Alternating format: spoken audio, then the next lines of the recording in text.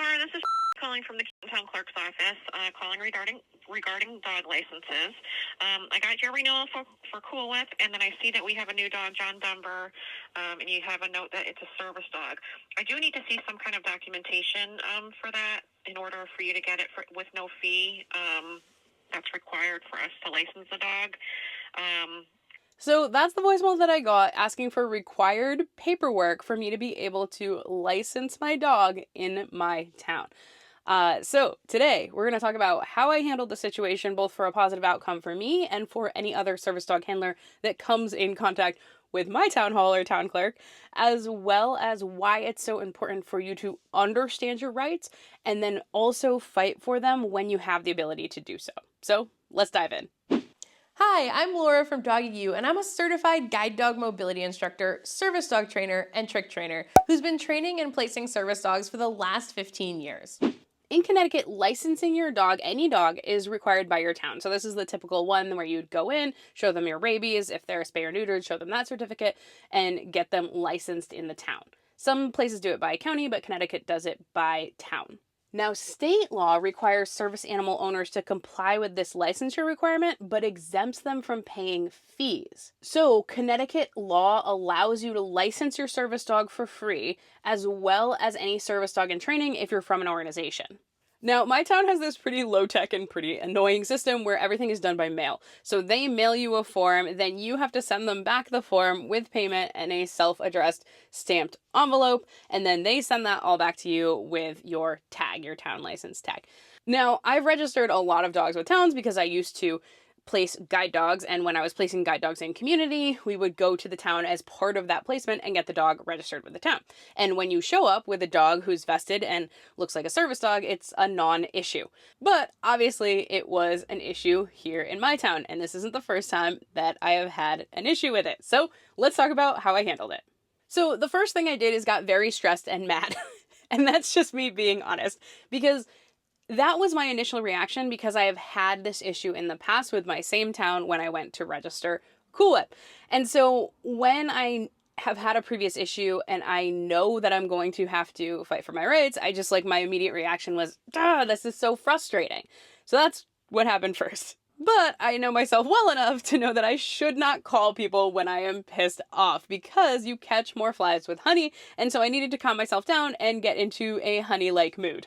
Next, before calling back, what I did was Google the law because I wanted to make sure that I understood the law before calling, and that is when I had a little bit of a panic because the law that I had Googled said that it only applied to deaf, blind, and mobility impaired people. Now, I'm in the unique position that my dad is the head of the ADA Coalition in Connecticut, and he's also directly responsible for being a part of a recent Connecticut service dog law change that creates a more inclusive law that aligns with the ADA. So I immediately called him up to see what was going on, and he said that I needed to check into it further because he thought the new updated law might not be online. So with further research where I Googled the statute number instead of just the wording that I thought would come up, I did find that the law had changed, but it wasn't changed everywhere online, so there was conflicting information. So I read it thoroughly. I had both copies of the law up for when I made the phone call, and I knew that I was well within my right to get my dog registration for my town free because my dog was a service dog. And I'll post that statute up on the screen right now so you can pause it and read it if you want to. So, armed with the law on the books, I started to hype myself up for a fight and get ready to call the town clerk. Now, I want to mention here an interesting thing that comes up, which is that on this channel, I refer to Denver as a service dog in training, and that's because my qualifications for what I regard as for my own personal service dog are higher than what the ADA requires. But under the ADA, Denver qualifies as a service dog as he is right now. And that's because I have a disability, or actually multiple disabilities. He has a task that is trained to mitigate a portion of my disability. He is potty trained, doesn't go to the bathroom in stores, and he is non-disruptive in stores. And that's pretty much the qualifications that you need to have a service dog under the ADA. Now, my personal qualifications for my personal service dog, as well as the dogs that I was training in the past, are different, and you can find those qualifications or the pathway that I use up here. I'll put it up here in a link and in the description. But under the ADA, Denver qualifies as a service dog. And hey y'all, if you get value from the videos that I create here, I would love it if you could help me out and help others find the channel by heading on down and booping that like button. Thanks so much. So now that we got that out of the way, back to calling the town clerk. So I was stressed and my voice was a little bit shaky, but I called and said, "Hi, I'm Laura, the one you left a message regarding the service dog." And I, let her know that paperwork was not required by state statute. And then I went ahead and read that statute to her.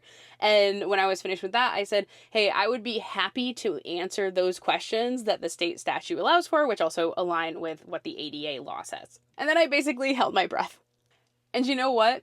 She couldn't have been nicer. She apologized. She said she was sorry, that she wasn't aware of the law change, that they usually send out a memo, and that this was the first service dog registration she had ever dealt with. And then she asked me if I could answer those 2 questions so that she could write them down and process my paperwork. And then I breathed a huge sigh of relief. And here's the thing. The problem wasn't just solved for me. Any other person in my town who goes in to register a service dog with the town clerk should also not have a problem. And that is the huge benefit of knowing and understanding the laws, is that you're not only helping yourself, but when you fight for your rights, you are helping the community at large.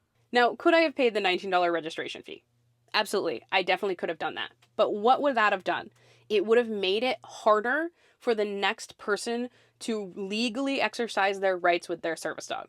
So the moral of that story is that it's important to know the law. And when you want to stand up for your rights, it's so much easier to do so when you're comfortable and understand what those rights are. And if you're new to service dogs, my Service Dog 101 course goes over federal law regarding service dogs so that you know those rights, so that you can feel confident exercising those rights in public. And the second takeaway from this is that most people aren't trying to give you a hard time.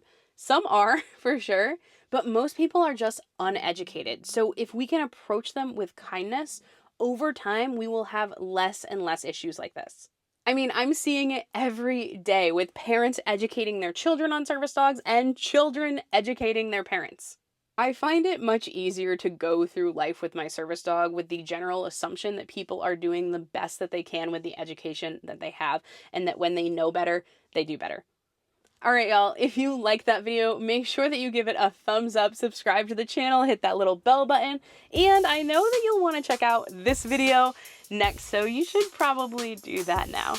You all have an awesome day, and happy training.